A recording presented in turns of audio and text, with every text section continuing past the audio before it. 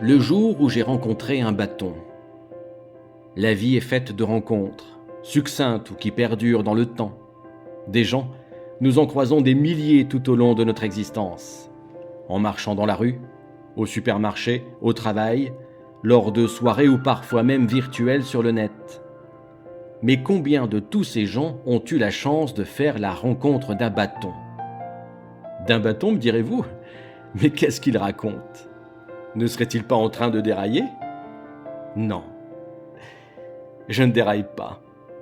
Je vais vous raconter une histoire, celle d'un jour où j'ai vraiment rencontré un bâton. Une journée perdue parmi toutes les autres, mais au cours de laquelle un bâton a changé la donne. Nous connaissons tous des hauts et des bas, et certains d'entre nous connaissent plus de bas que de hauts. La vie est ainsi faite, et nul doute à ce sujet que les chances sont inégales. Ce jour-là était un jour d'un début de décembre.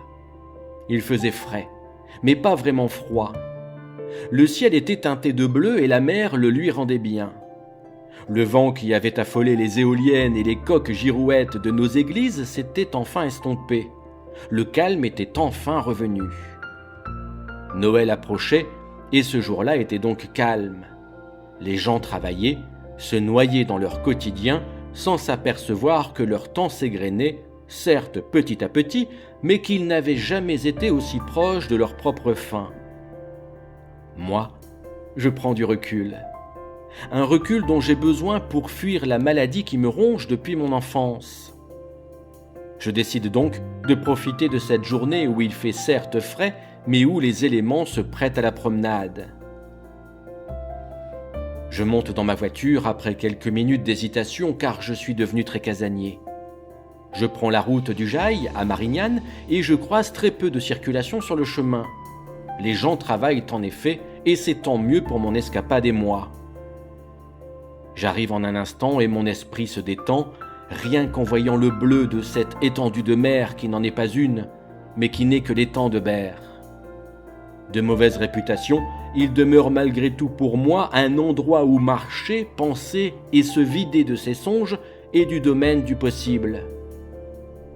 Je me gare, toujours au même endroit, juste face à cet arbre en Y qui semble garder et signaler ma place habituelle. Il me semble toujours lever les bras vers le ciel pour me signaler qu'il est là et qu'il a bien gardé ma place en me voyant arriver au loin. Le stationnement est un peu chaotique car il faut s'ensabler un peu pour se garer au bord de la route, en positionnant bien le nez de la voiture au pied de cet arbre en Y devenu mien. J'éteins le moteur, l'autoradio et ses infos nauséabondes s'arrêtent d'un coup d'un seul, le silence s'impose, jusqu'à l'ouverture de la portière qui laisse venir à moi les odeurs marines et le bruit des vaguelettes de cette journée sans grand vent. J'ai besoin d'être là. J'ai besoin de la vue de la mer. J'ai besoin de ce bleu inscrit dans mon ADN.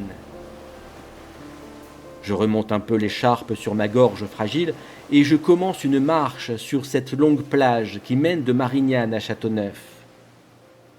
Le lieu est désert. Je suis seul et c'est ce dont j'avais besoin car en cet instant je ne supporte plus grand-chose, ni grand monde. Je remonte mes lunettes de soleil sur mon nez puisqu'elles ne font que glisser et j'apprécie la douceur de mes pas lourds sur le sable qui les amortit. Je croise des algues, des coquillages, du plastique aussi, et quelques crabes survivants à cet environnement hostile. Et je marche, dans le silence ambiant, mais non pesant, et mes oreilles sont bercées par le bruit continu et hypnotique des vagues de cet étang si malmené. Je suis là parce qu'à nouveau je suis mal. Parce qu'à nouveau la maladie m'a rappelé qu'elle était en moi et qu'elle ne me lâcherait pas, malgré une accalmie de quelques jours au cours de laquelle elle me fait toujours croire que le bonheur est encore possible. Mais en vain, un mirage qui me laisse sans voix et sans espoir de guérison. Je tente donc de l'oublier et le combat intérieur est exponentiellement opposé à la paix qui règne dans ce que voient mes yeux. La rencontre entre l'enfer et un goût de paradis. Je franchis quelques buttes, quelques rochers aussi. Je m'attarde ici et là, en posant mon regard et mon attention sur l'horizon.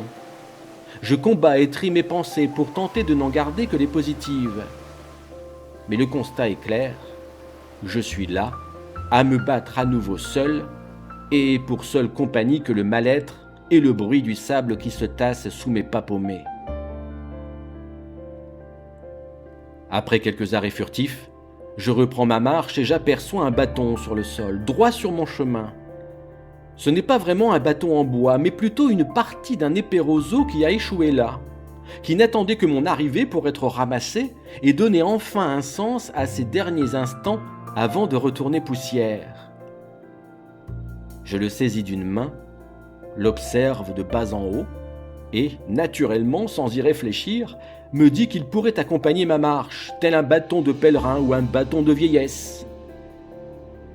Je reprends mes pas et m'appuie donc sur ce nouveau compagnon qui se balance d'avant en arrière, cadencé au rythme des pas qui sont les miens. Sa longueur est impeccable, sans que je n'eue à le raccourcir.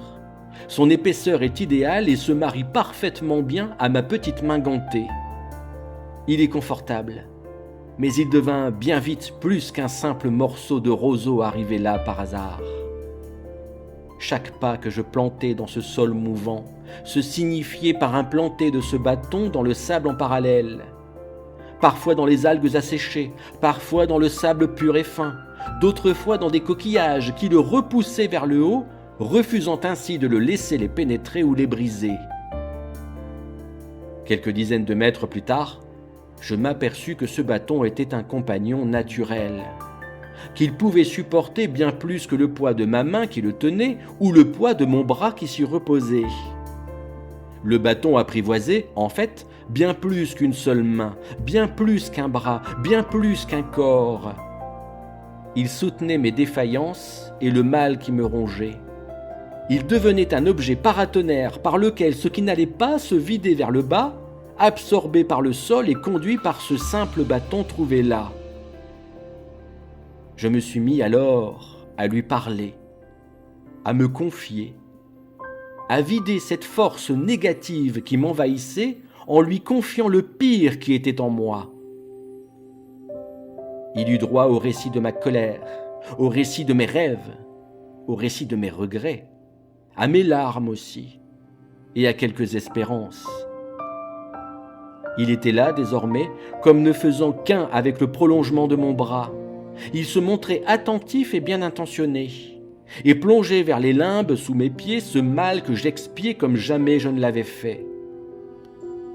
Nous avons parcouru ce jour-là, lui et moi, des kilomètres et des kilomètres, allant et venant du nord au sud et du sud au nord, jusqu'à ce que le bâton se rompt, comme pour me dire que pour aujourd'hui cela suffisait, que pour aujourd'hui il avait mené sa mission et qu'il me fallait avancer et repartir vers mon arbre au bras tendu vers le ciel.